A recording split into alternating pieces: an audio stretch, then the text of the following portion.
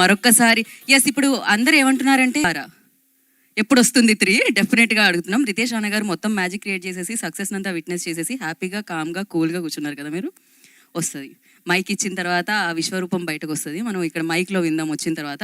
But ఏదేమైనా అమేజింగ్గా ఇంతకుముందే చెప్పడం జరిగింది, థియేటర్కి కాస్తంత వెళ్దామా లేదా అని అలా ఆలోచిస్తున్న వాళ్ళ మత్తు వదిలించేలా చేసి తీసుకొచ్చి సూపర్ సక్సెస్ని అందించి అండ్ ఫుల్ నవ్వించి ఇంటికి పంపించిందని చెప్పాలన్నమాట.